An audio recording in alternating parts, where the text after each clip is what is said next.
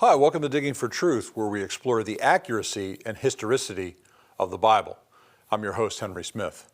Today, we welcome back archaeologist Bryan Windle to the program for the top 10 discoveries related to the book of Esther. Bryan, welcome back to Digging for Truth. Thanks, Henry. It's great to be back with you. We get to do another top 10 list again. Another top 10. We're going to have to make a top 10 of the top 10.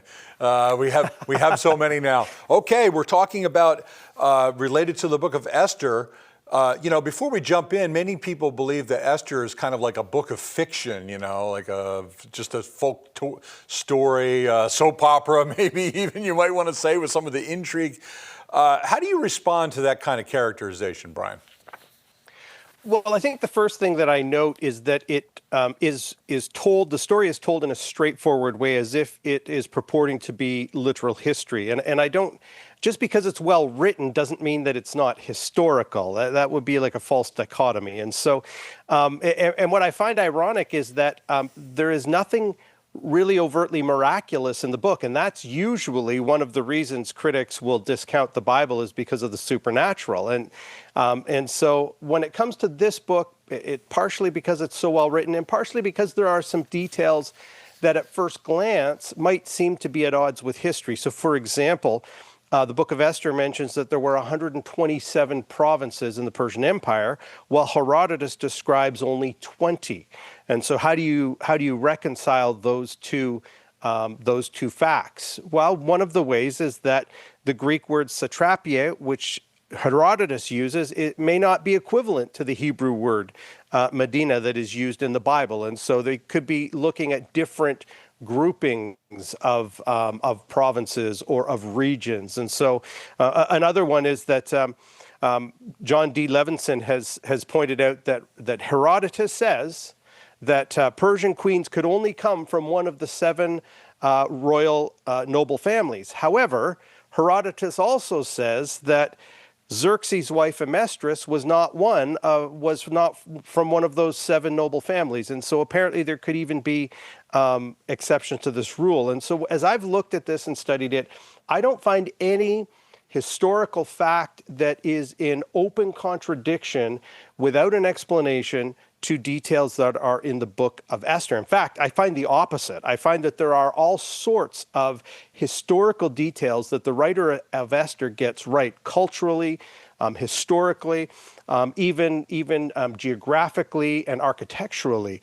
And so Persian scholar Edwin Yamuchi has carefully examined the book of Esther, and he concludes that it was likely written early in the Persian era, and he argues that it is more reasonable to take the book of Esther at face value as a historical narrative rather than trying to come up with speculative theories about its composition. And I would agree with Yamuchi on that point. And so I put together this top 10 list of discoveries that I think demonstrate that one can reasonably take the book of Esther as a literal historical record, providing the background to the Jewish Feast of Purim.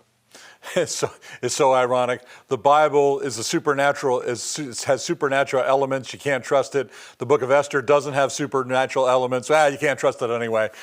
You can't win for losing, I guess. So we keep marching on. Okay, then let's go into number 10, Reliefs of King Xerxes. This is very interesting. Yeah, so the book of Esther begins with these words. Now, in the days of Ahasuerus, the Ahasuerus who reigned from India to Ethiopia over 127 provinces, in those days when King Ahasuerus sat on his royal throne in Susa, the citadel, in the 3rd year of his reign, he gave a great feast for all his officials and servants. Now, who is this Ahasuerus? We know him better by his Greek name, Xerxes, but the Hebrew name Ahasuerus likely derives from the Akkadian name. His Akkadian name was Ahasuerus. And the Old Persian name, his Old Persian name in Old Persian was Kaisarasan. And so this is all the same person. Xerxes is who we believe Ahasuerus was, and there are numerous reliefs of King Xerxes, and we'll use that name pretty much throughout this because that's how he's better known in history. There are remains that show his depictions of him at Persepolis, his capital city, and on his royal tomb. one of the most famous images of him, it comes from the treasury. It's called the treasury relief from the treasury at Persepolis, and it shows his father, King Darius, on the throne, and then it shows him standing behind his father. And scholars have identified those two figures as Darius on the throne and Xerxes, the crown prince, standing behind him. And then after reigning for 20 years, he was assassinated and he was buried. And scholars believe that he was buried in the rightmost of the four major royal tombs at Nashki Rustim. And the relief of Xerxes was carved into the top of it. And so when we look at these images of Xerxes, we're looking at the Ahasuerus that is described in the book of Esther. And so it provides a real tangible image of the person who figures prominently in this book. Yeah, I got a great episode with you on the whole subject of Xerxes. But we must move on, Brian. So number 9 is interesting, small detail, but fascinating topic. Yeah, number 9 is Persian drinking vessels. At the great feast that Ahasuerus held, the Bible says drinks were served in golden vessels, vessels of different kinds, and the royal wine was lavished according to the bounty of the king. Now, the Persians were renowned for their extravagant banquets and drinking parties, particularly in drinking wine from different vessels. For example, Herodotus describes the Persian tents filled with golden bowls and cups and other drinking vessels while they were on their campaign, on their military campaign against the Greeks.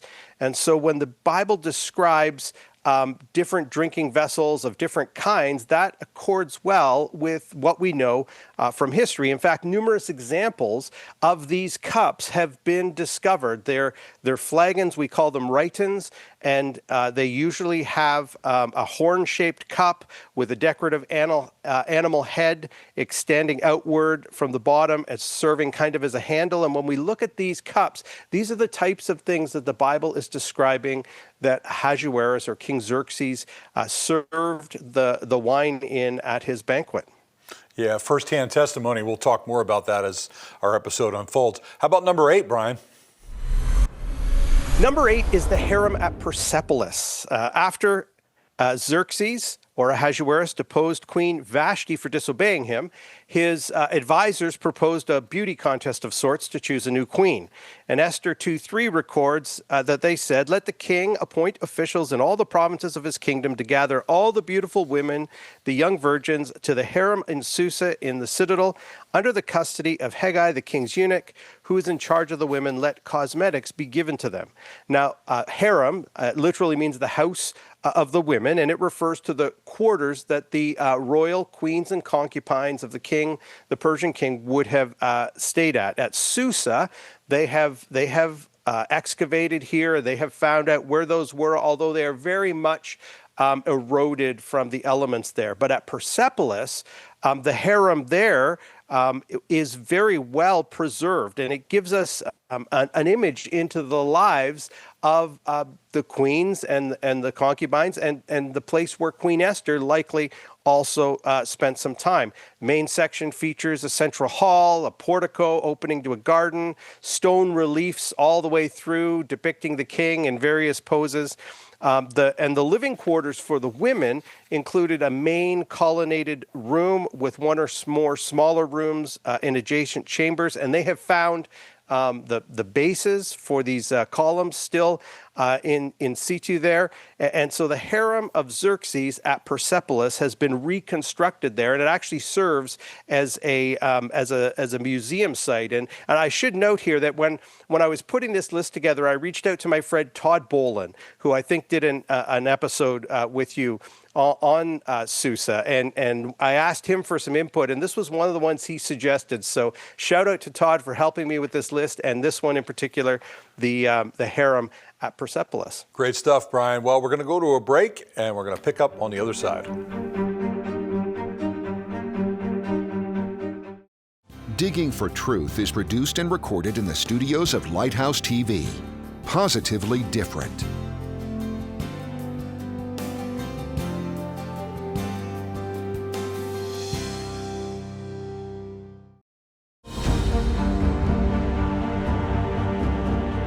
Hi, welcome back to Digging for Truth. I'm here with Bryan Windle. We're counting down the top 10 discoveries related to Esther. Okay, Bryan, we're rolling. Number 7, please. All right, number 7 is the head of a Persian queen. So the Bible records that Esther was chosen to be the new queen of Persia. It says in Esther chapter 2, verse 17, the king loved Esther more than all the other women, and she won grace and favor in his sight more than all the virgins. So he set the royal crown on her head and made her queen instead of Vashti. Now, when it comes to Greek history, Herodotus records that the chief wife of Xerxes was named Amestris. And some have pointed out that there is a bit of a link that you can make from the word Amestris to the word Vashti through transliteration. William Shea, Bible scholar, has harmonized the chronology from Herodotus with the chronology from the book of Esther, and shows that the Greek historian Herodotus really only covers the first 7 years of Xerxes' life. And there's no record of who Xerxes' chief wife was from that point on, which is the very time frame that the book of Esther actually takes place.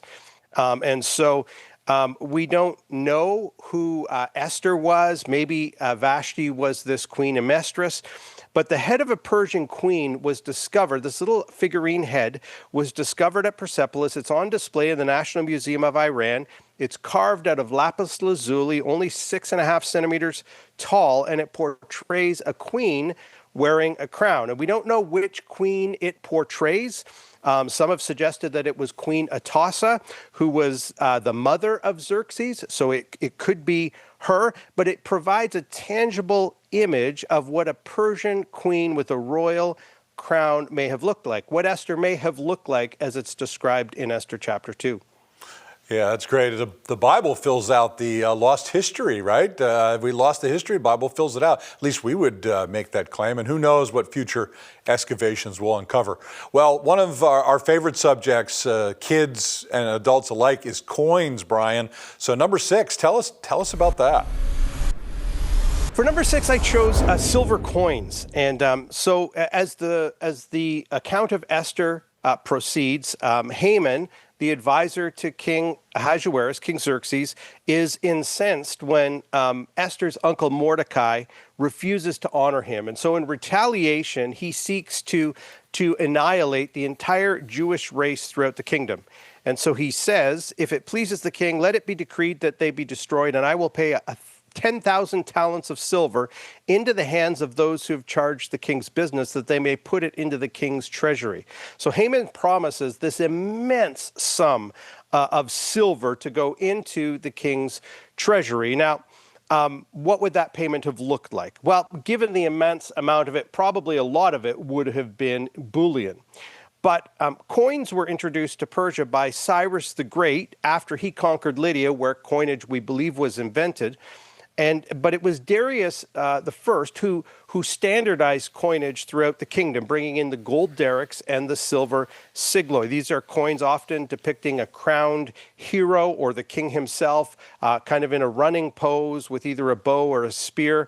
And given the size of his intended payment, scholars have suggested that it's quite possible, even probable, that he intended to make part of the payment from the confiscated things of the Jewish people, the plunder of the Jewish population that he was going to annihilate. And so if that is the case, likely part of the payment would have been in these silver coins. And so we have lots of examples of these from history, silver coins dating to this precise period. This gives us a picture of what at least part of that payment might have looked like. Yeah, I think that's very helpful, very insightful. I love when we can see these objects so we can more clearly picture what's going on in the biblical accounts. All right, so number 5 now, Bryan. Well, number 5 is a very interesting one, and I chose, it's called an ancient pur, or a die. If you had 2 of them, it would be dice. And so it says Ahasuerus consented to this plan by Haman, the Bible records. And it says they threw this die, or the dice, to see when the event would take place. It says in the first month, which is the month of Nisan, in the 12th year of King Ahasuerus, they cast pur. That is, they cast lots before Haman day after day, and they cast it month after month till the 12th month, which is the month of Adar. And so this practice of casting pur, of rolling a die, is documented in ancient texts. And so this word pur kind of means lot. It comes from the Akkadian term puru, which is these little dice are. There's a really good example of one in the Yale Babylonian collection that actually has the name of the person who has it. And so Haman likely, what the Bible is describing is Haman rolling this dice, trying to figure out when it's going to say they can annihilate the Jewish race. And this is actually quite a humorous part in the story, because can you imagine Haman's frustration as he rolls the dice, roll after roll after roll, and it finally comes up with the date 11 months in the future. He has to wait almost a whole year before he can enact his plan. It's one of those beautiful little ironies that is often missed in Scripture as we read it. Yeah, it's God's sovereign control over that for sure. It's really remarkable. Okay, we have something now connected possibly to Mordecai, number 4. Number 4 is the Marduka tablets. The book of Esther records that her uncle, Mordecai, rose to fame. At the end of the book, Esther chapter 9, it says, "For Mordecai was great in the king's house, and his fame spread through all of the provinces. For the man Mordecai grew more and more powerful." This is after the downfall of Haman. And Mordecai's name is likely derived from the name Marduk, the chief Babylonian god, meaning man of Marduk. And it's not unheard of for Jewish people in the exile to have names that honored pagan gods. Remember Belteshazzar. Belteshazzar was Daniel. But that was his name, meaning Bel's prince during his time in Babylon. Well, the name Marduka, same name, probably this where we get the name Mordecai from in Hebrew, has been found in a number of tablets that were discovered in the 1930s at Persepolis. And these fragments date from the 13th to the 28th year of Darius's reign. And among these tablets are more than 30 references to this name Marduka. So that tells us, first of all, this was a name that was used around the same time. So at the very least, we can argue that. But it may correspond, these things scholars have looked at, it may correspond to 4 different men holding that name. And Edwin Yamuchi has looked at this and concluded, though we cannot be certain, it is possible that one of these may have been the biblical Mordecai, because even before Mordecai rose to fame, he was involved in some way in the courts of the Persian king there. Yeah, very illuminating and very intriguing connection there. I've always felt that way about this particular kind of discovery. Well, we're going to go to a break, and we'll be right back after this message.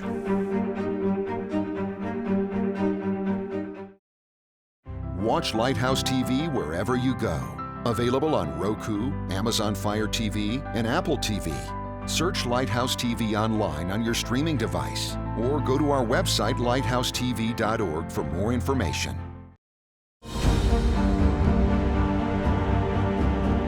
Hi, welcome back to Digging for Truth. We're counting down the top 10 discoveries related to Esther with my friend Bryan Windle. Okay, Bryan, we are now entering into the top 3. Let's go for it.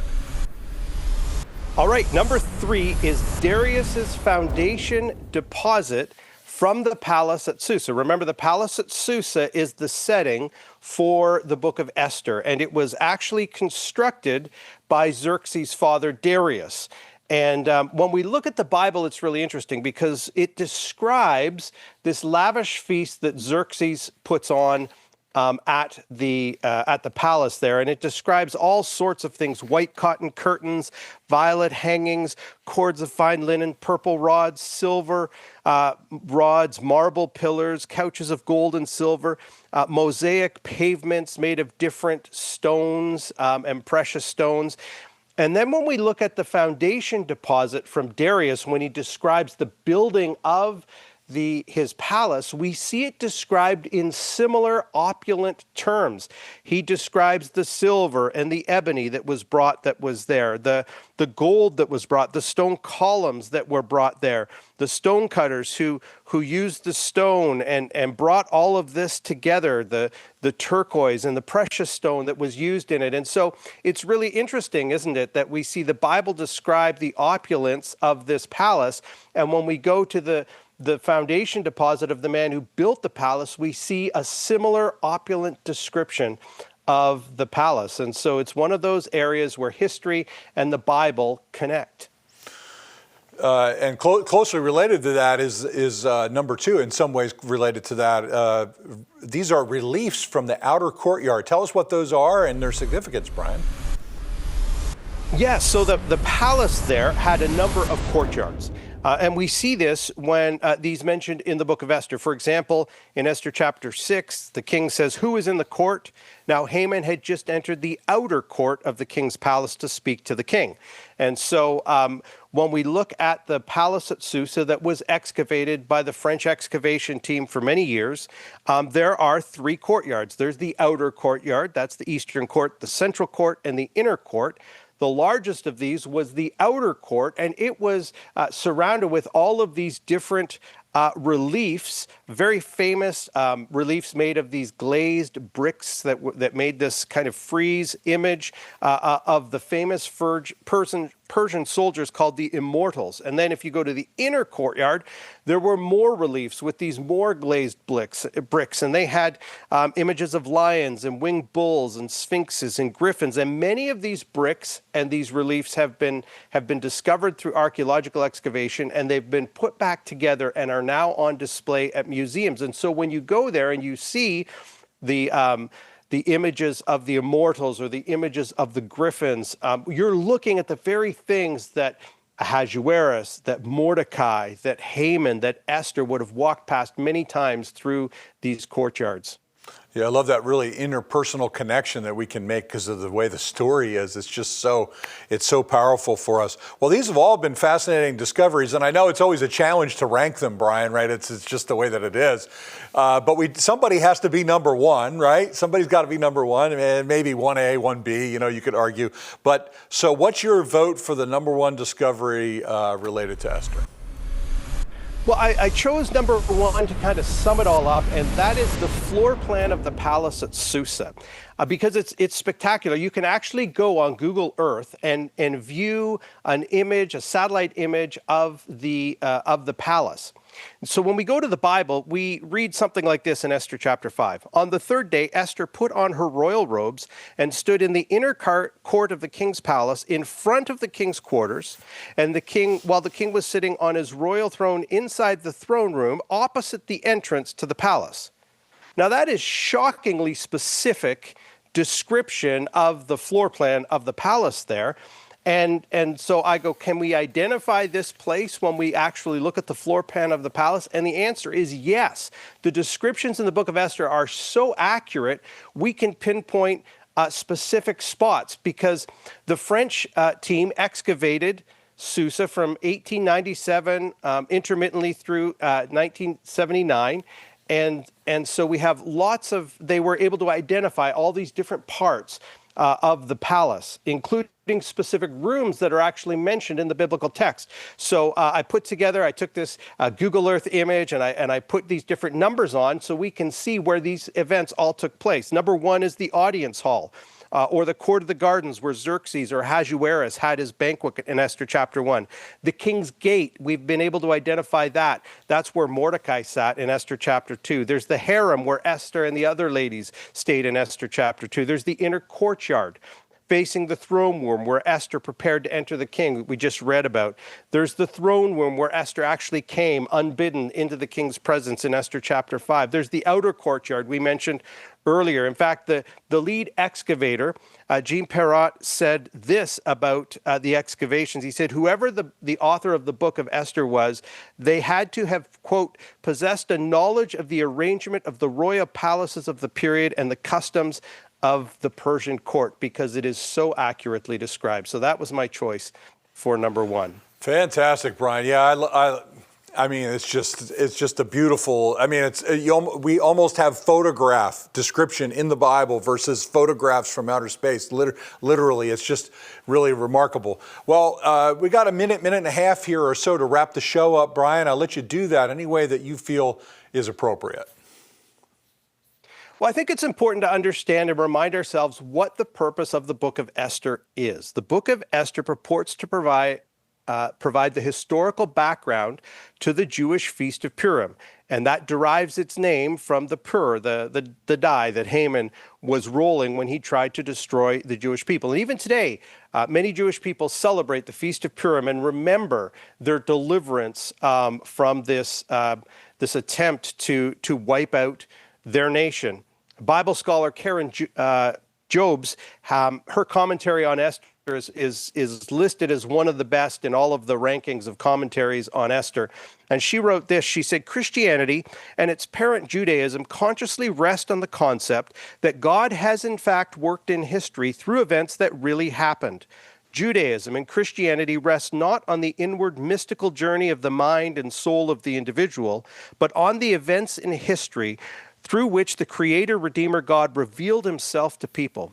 Biblical narratives, such as Esther, are the record of these events in the form of story. Purim would be a hollow religious celebration if the Jews in Persia had not truly been delivered from destruction.